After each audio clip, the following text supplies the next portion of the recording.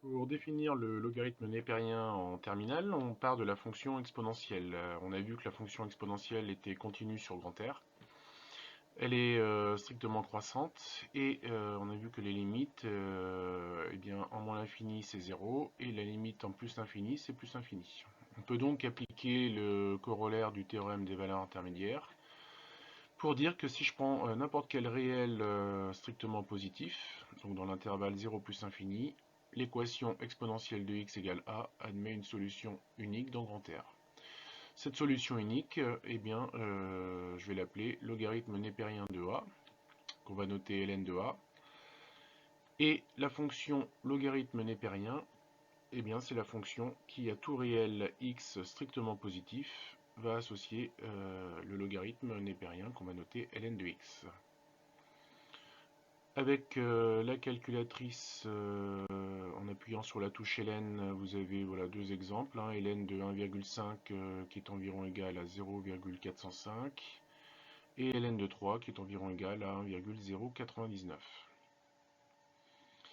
Conséquence, c'est bien pour tout réel a strictement positif et pour tout réel b, si ln de a est égal à b, on va avoir a qui est égal à exponentielle de b.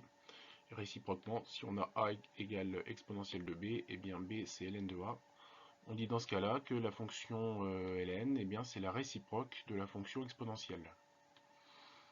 Vous avez trois valeurs particulières à connaître. Ln de 1 qui vaut 0, puisque exponentielle de 0, vous savez que c'est 1. Ln de 1, ln de e qui va être égal à 1, puisque e c'est exponentielle de 1. Et l'autre valeur, ln de 1 sur e qui va être égal à moins 1, puisque 1 sur e c'est exponentielle de moins 1.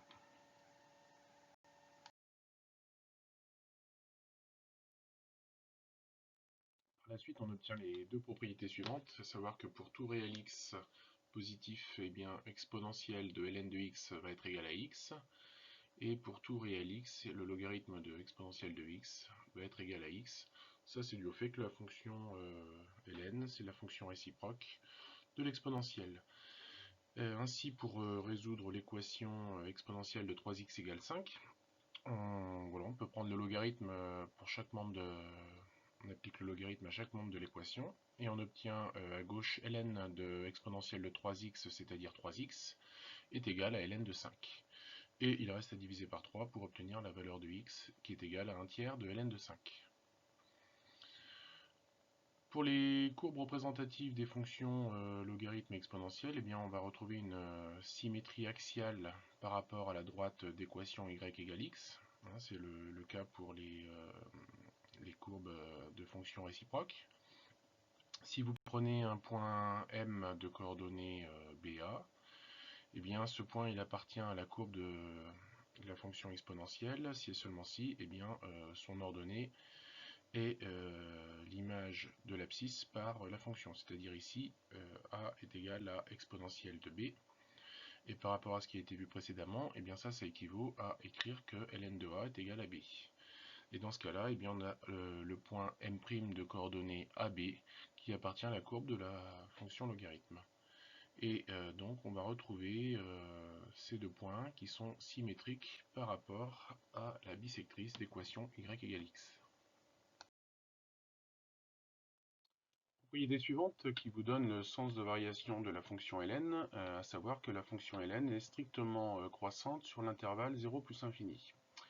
Pour le démontrer, on peut utiliser la méthode vue en seconde, c'est-à-dire qu'on considère deux réels a et b tels que a est inférieur à b. Alors évidemment ici a et b sont strictement positifs pour pouvoir utiliser le logarithme. On peut donc écrire que a c'est exponentielle de ln de a par rapport à ce qu'on a vu précédemment, et b est égal à exponentielle de ln de b. Et donc a est inférieur à b est équivalent à exponentielle de ln de a est inférieur à exponentielle de ln de b. Comme la fonction exponentielle est strictement croissante sur R, l'ordre est donc conservé et on obtient donc ln de a est inférieur à ln de b.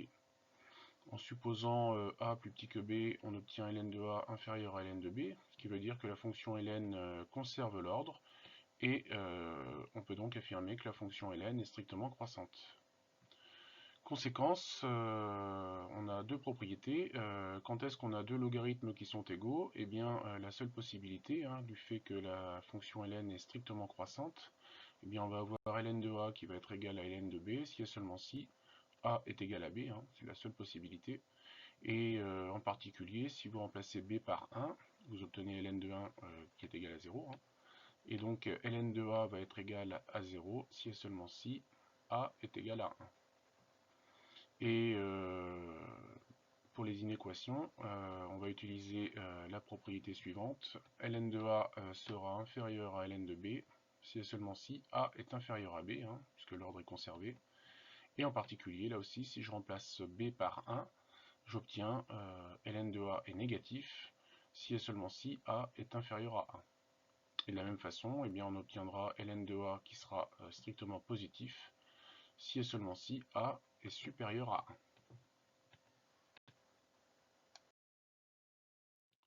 Voici deux exemples. Le premier, un exemple d'équation à résoudre avec un logarithme. Pour le deuxième, ce sera une équation. Pour la première équation, ln de 2 moins 2x est égal à 1. On procède en deux temps. Dans un premier temps, comme vous avez un logarithme dans l'équation, eh bien, en fait, on a vu que ln de a existe si a est positif strictement. Donc là, on cherche les valeurs de x pour lesquelles notre logarithme est défini. Pour l'exemple qui est donné, eh bien, il faut que 2 moins 2x soit strictement positif. On résout cette inéquation et on obtient donc x qui appartient à l'intervalle moins l'infini 1. Alors, par exemple, si vous obtenez par la suite comme solution x égale 2, eh bien, ça veut dire qu'on n'acceptera pas cette solution puisqu'elle n'est pas dans l'ensemble de définition. Deuxième étape, on résout l'équation. Pour ça, on écrit donc que ln de 2 moins 2x est égal à 1 équivaut à 2 moins 2x égale exponentielle de 1, puisque 1, on peut l'écrire comme étant égal à ln de exponentielle de 1, et on utilise la propriété précédente. Ou bien on peut aussi dire qu'on applique l'exponentielle à chaque membre de l'équation, hein, et le fait d'appliquer l'exponentielle, eh bien, vous avez votre exponentielle de ln de 2 moins 2x qui vous donne 2 moins 2x. Ensuite, eh bien, on isole x, hein, donc on supprime le 2 à gauche, ce qui nous donne moins 2x égale exponentielle de 1, c'est-à-dire e moins 2, et on divise par moins 2 pour obtenir x, ce qui nous donne en simplifiant, bah, le moins 2 divisé par moins 2, ça fait 1. 1 moins e sur 2. Et comme ce nombre, eh bien, il est bien dans l'ensemble de définition, hein, puisqu'il est inférieur à 1, eh bien, l'ensemble des solutions, c'est le nombre, donc 1 moins e sur 2. Pour l'inéquation, c'est le même principe. Alors vous avez ln de 18, donc là il n'y a pas de problème, hein, ln de 18 est bien défini. Ln de x au carré plus 3x, eh bien cette expression est définie si et seulement si x au carré plus 3x est strictement positif. Là vous retrouvez un trinôme du second degré, hein, vous savez étudier le signe, alors oui on pourrait faire delta. Plus rapidement que là, comme votre C, la partie constante vaut 0, on peut factoriser par x, hein, ce qui nous permet d'avoir les deux racines rapidement, c'est-à-dire moins 3 et 0. Et vous appliquez après le résultat de première, hein, le signe du trinôme. Je vous rappelle que c'est du signe de Hall, coefficient de x au carré, sauf entre les deux racines. Donc ici, x au carré plus 3x, eh bien, il est positif à l'extérieur des deux racines, c'est-à-dire si x est inférieur à moins 3 ou si x est supérieur à 0 strictement. L'inéquation est donc définie sur l'ensemble moins l'infini moins 3 union 0 plus infini. Deuxième étape, on résout l'inéquation. Ici, en utilisant la propriété ln de a est inférieur à ln de b si et seulement si a est inférieur à b. Et on obtient une inéquation du second degré que l'on résout. Alors là, j'ai pas détaillé, mais évidemment là, par contre, on peut calculer delta. Vous avez deux solutions qui sont moins 6 et 3. Et votre trinôme, on cherche quand est-ce qu'il est négatif. Eh bien, il est négatif entre moins 6 et 3, hein, puisque ici, vous avez a qui vaut 1. Donc le trinôme est du signe plus à l'extérieur, entre l'extérieur des racines, et entre les deux racines, il est du signe moins. Comme on veut que le trinôme soit négatif, ici inférieur à 0, eh bien on prend x compris entre moins 6 et 3. Et on regarde ensuite par rapport à l'ensemble de définitions, eh bien on ne va pas prendre toutes les valeurs, puisque x doit être plus petit que moins 3. Donc on va prendre les valeurs comprises entre moins 6 et moins 3. Et on va prendre ensuite les valeurs qui sont inférieures à 3, mais qui sont positives par rapport à l'ensemble de définitions, c'est-à-dire dans l'intervalle 0,3. Donc on obtient l'ensemble des solutions est égal à l'intervalle moins 6, moins 3 ouvert, union 0,3 ouvert. On continue avec les propriétés algébriques, avec une propriété importante, c'est la relation fonctionnelle du logarithme. Pour tout réel a et b qui sont strictement positifs, eh bien on va avoir le logarithme du produit AB qui va être égal à ln de a plus ln de b. C'est-à-dire que le logarithme d'un produit, c'est la somme des logarithmes. Alors pour le démontrer, on part de exponentielle de ln de AB, avec a et b évidemment tous les deux strictement positifs. Exponentielle de ln de AB, eh bien c'est égal à AB. Et a, je peux l'écrire que c'est égal à exponentielle de ln de a. On multiplie par b qui est égal à exponentielle de ln de b.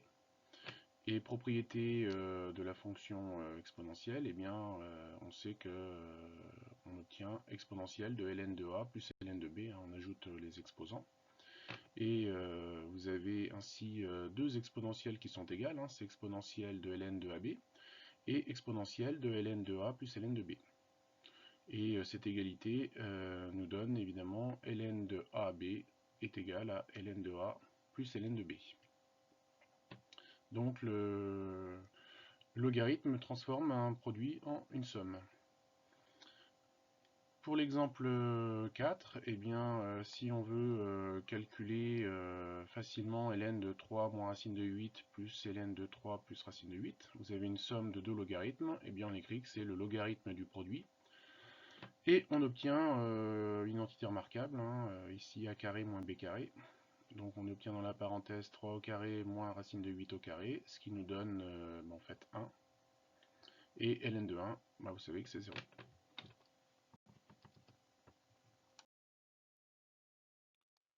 Les quatre propriétés suivantes découlent directement de la relation fondamentale qu'on a vue avant.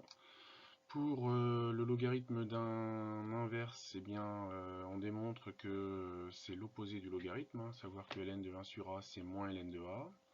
Pour le logarithme d'un quotient, eh bien, on obtient la différence des deux logarithmes, c'est-à-dire que ln de a sur b ça va être égal à ln de a moins ln de b. Le logarithme d'une puissance, eh bien, on va mettre la puissance devant et on obtient que ln de a puissance n, c'est n ln de a. Et le logarithme d'une racine, eh bien, c'est la moitié du logarithme, c'est-à-dire que ln de racine de a, c'est 1 demi de ln de a. Pour la démonstration, eh bien, on s'appuie sur la relation fondamentale. Pour le premier point, on additionne le logarithme de 1 sur a et ln de a. On obtient le logarithme du produit, et ce produit vaut 1, et donc son logarithme est nul. Donc les nombres sont opposés.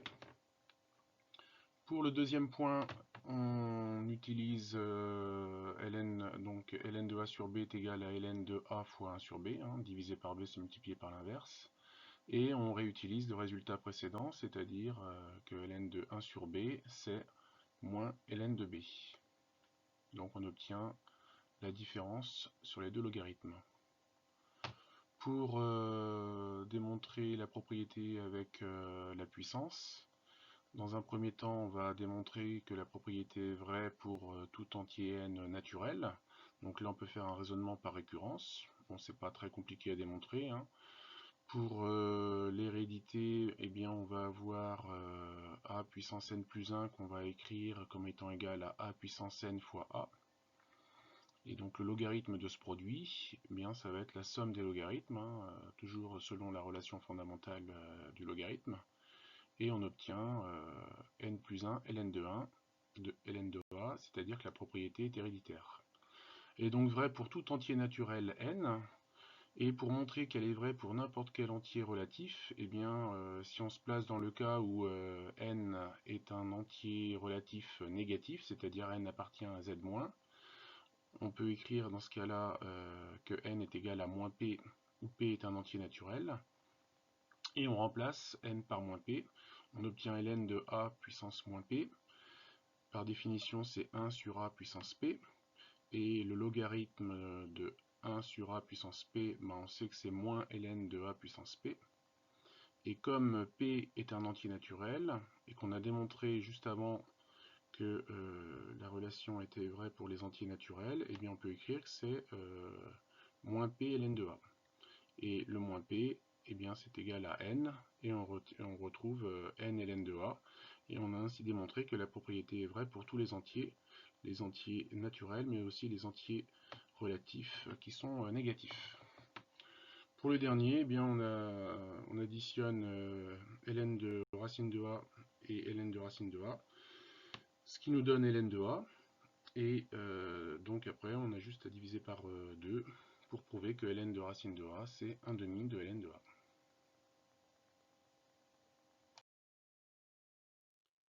Exemple d'application où il s'agit d'écrire les trois nombres ABC en fonction de ln de 2. Pour le premier, eh bien, on utilise la première propriété et donc on trouve moins ln de 2. Pour le deuxième, eh bien, c'est le logarithme de la racine et on obtient 1 demi de ln de 2. Pour le troisième, eh bien, on écrit 16 comme étant égal à 2 puissance 4, puisque je veux tout exprimer en fonction de ln de 2. Ce qui nous donne 4 ln de 2 moins ln de 2, et en réduisant, on obtient 3 ln de 2. Pour l'exemple 6, alors un exemple important qui me permet de résoudre des inéquations du type q puissance n inférieur ou supérieur à un autre nombre. Pour ça, eh bien, on va appliquer le logarithme à chaque membre de l'inégalité. Alors, comme le logarithme est une fonction croissante sur l'intervalle 0 plus infini, eh bien, en appliquant le logarithme, l'ordre est conservé et on obtient ln de 1 tiers puissance n qui reste inférieur à ln de 0,01. On utilise ensuite la propriété vue précédemment avec les puissances, qui permet d'écrire que ln de 1 tiers puissance n, eh bien c'est n ln de 1 tiers, vous mettez le n devant le logarithme. Ce qui me permet à l'étape suivante d'obtenir n en divisant par ln de 1 tiers. En faisant attention à une chose, c'est que ln de 1 tiers est négatif, puisqu'on a vu que ln de a est négatif quand a est plus petit que 1. Donc c'est le cas ici avec 1 tiers qui est plus petit que 1. Son logarithme est négatif et en divisant par un nombre négatif, eh bien le signe change et donc d'inférieur ou égal, j'obtiens supérieur ou égal à. Et après, il nous reste à calculer ce quotient là, ln de 0,01 divisé par ln de 1 tiers. Et avec la calculatrice, ensuite on prend l'entier supérieur ou égal à ce nombre et on obtient 5. Donc l'inéquation I a pour solution les entiers supérieurs ou égal à 5.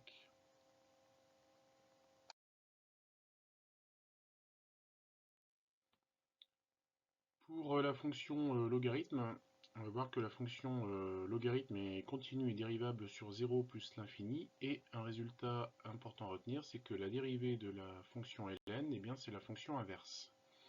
C'est-à-dire que ln' de x, eh bien, c'est 1 sur x. Pour arriver à cette formule, eh bien, on part de la fonction f définie pour tout réel x par f de x est égal à exponentielle de ln de x. Et on va exprimer f' de x de deux façons différentes. La première en utilisant la formule exponentielle de u, qui a été vue dans un chapitre précédent. Et la dérivée de exponentielle de u, c'est u' exponentielle de u. Donc ici, eh bien, on obtient f' de x est égal à ln' de x que multiplie exponentielle de ln de x. Or, comme f de x est égal à exponentielle de x, eh bien, on peut aussi écrire que f de x c'est x, et donc sa dérivée s'écrit f' de x est égal à 1. Avec ces deux expressions, eh bien, on obtient ln' de x que multiplie exponentielle de ln de x est égal à 1. Et en remplaçant exponentielle de ln de x par x, on obtient la dérivée de ln qui est la fonction inverse. La propriété suivante vous donne les limites de la fonction logarithme népérien. Savoir la première limite, si x tend vers plus l'infini, et bien ln de x tend vers plus l'infini. Pour le prouver, on montre que en prenant un réel a, et bien ln de x est plus grand que a pour x assez grand. Si on prend x supérieur à exponentielle de a, et bien on obtient ln de x est plus grand que a. Et donc on a prouvé que la limite de ln de x, c'est plus infini quand x tend vers plus infini. Ensuite, deuxième résultat, eh bien c'est la limite en 0. Quand x tend vers 0 en étant positif, eh bien ln de x tend vers moins l'infini. Pour le prouver, on va utiliser le résultat précédent avec un changement de variable en posant grand X est égal à l'inverse de petit x. Et on obtient la limite quand petit x tend vers 0 de ln de x. Eh bien, c'est la limite de ln de 1 sur grand X quand x tend vers plus infini, puisque quand x tend vers 0 en étant positif, son inverse, grand X tend vers plus infini. Et ln de 1 sur x, eh bien on sait que c'est moins ln de x.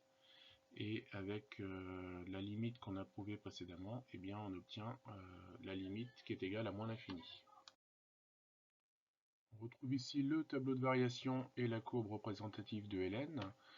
ln qui est strictement croissante, vous avez les limites en 0 et plus infini qui sont indiquées. Ensuite le signe de la dérivée, puisque on rappelle que la dérivée de ln c'est l'inverse, et 1 sur x est positif puisque x est strictement positif. Vous avez deux points particuliers, le point de coordonnées 1, 0 et le point de coordonnées E1. On peut déterminer l'équation de la tangente pour chacun de ces deux points. La première tangente qui a un coefficient directeur égal à 1, donc on applique la formule y égale f' de a que multiplie x moins a plus f de a. Pour le premier, on remplace a par 1, et dans la deuxième, on remplace a par e. A noter que la deuxième tangente peut se tracer facilement, puisque on s'aperçoit que l'ordonnée à l'origine est égale à 0. Donc on peut la tracer, sachant qu'elle passe par l'origine. Pour la limite en 0, eh bien vous avez moins l'infini, et on en déduit la présence d'une asymptote verticale d'équation x égale 0, c'est-à-dire que c'est l'axe des ordonnées. La propriété suivante vous donne deux limites à connaître. Ça concerne les croissances comparées. Donc la première, la limite quand x tend vers plus l'infini de ln de x sur x va être égale à 0. En fait, c'est entre guillemets x qui va l'emporter sur le logarithme. Et la deuxième limite, c'est la limite quand x tend vers 0 de x ln de x qui va être égale à 0. Vous avez la démonstration, et comme on peut le voir dans la démonstration, en fait, on est amené à utiliser le théorème des croissances comparées qu'on avait vu avec l'exponentielle. Et plus généralement, on remarque, vous aurez les limites identiques, c'est-à-dire que la limite de ln de x sur x puissance n va être égale à 0, donc qu'on ait x ou n'importe quelle puissance de x, on a la même conclusion. Et même chose, limite de x puissance n de ln de x quand x tend vers 0, qui va être égal à 0.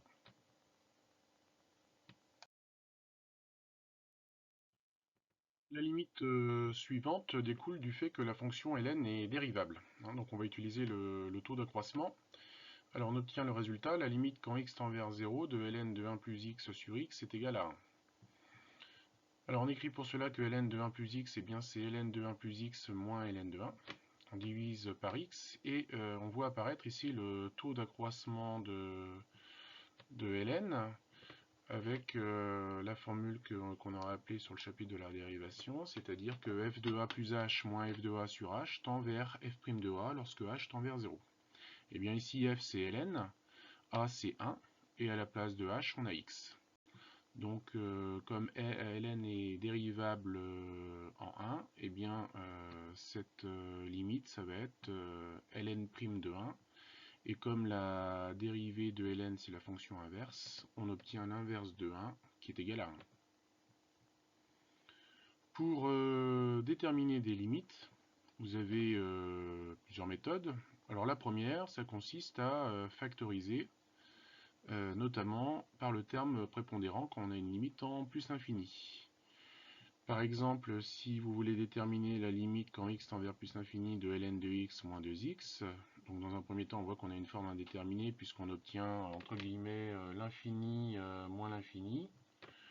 Et on va donc ici factoriser par le terme prépondérant qui est x, et j'obtiens ln de x moins 2x qui est égal à x facteur de entre parenthèses ln de x sur x moins 2. Vous voyez que dans la parenthèse, eh bien, on peut déterminer sa limite à l'aide du théorème des croissances comparées, et on obtient comme limite moins 2, et comme x tend vers plus l'infini, par produit, la limite de ln de x moins 2x quand x tend vers plus l'infini est égale à moins l'infini. Pour la deuxième limite, on peut ici effectuer un changement de variable en posant grand X est égal à 1 sur X. Dans ce cas-là, eh bien, lorsque X tend vers plus l'infini, grand X tend vers 0. Et on va avoir, donc en remplaçant petit x par 1 sur grand X, ben on va retrouver ln de 1 plus x sur x, avec ce x qui tend vers 0, et en utilisant la propriété que l'on vient de voir là, on obtient une limite égale à 1.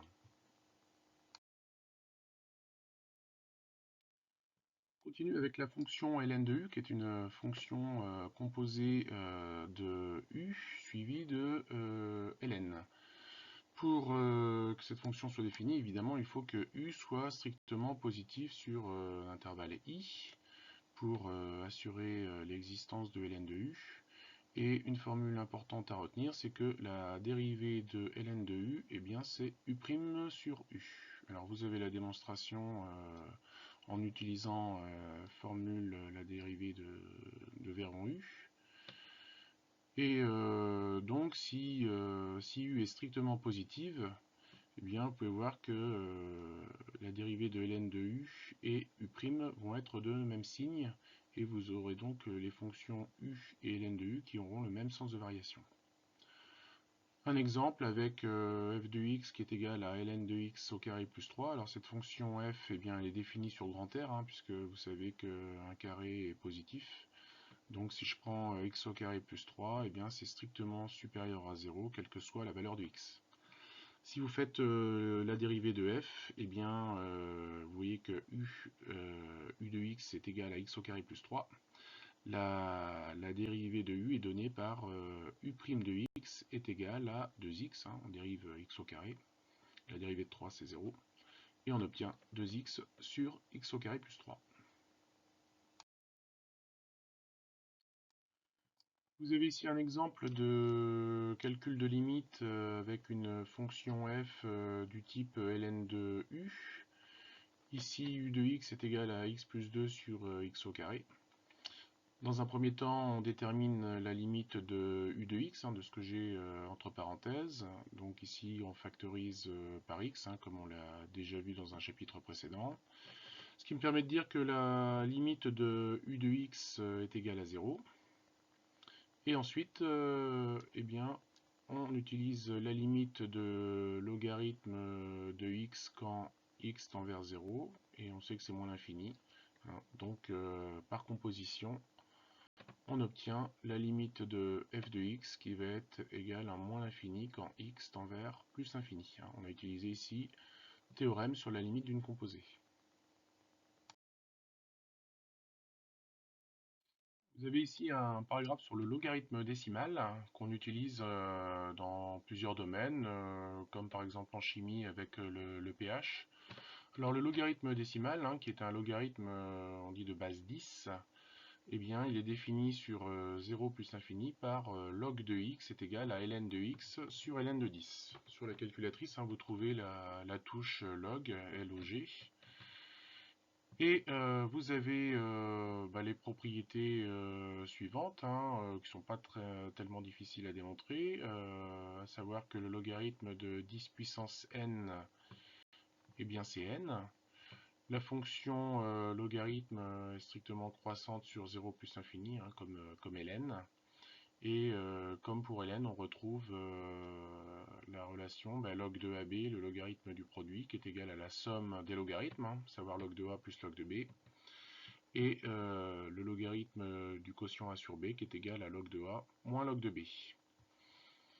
Démonstration, voilà qu'on peut faire un exercice, pas très compliqué. Et par exemple, si je fais le logarithme de 1000, eh bien 1000 c'est 10 puissance 3, donc on obtient le logarithme décimal de 1000 qui est égal à 3. Et le logarithme de 1 centième qui sera donc égal à moins 2.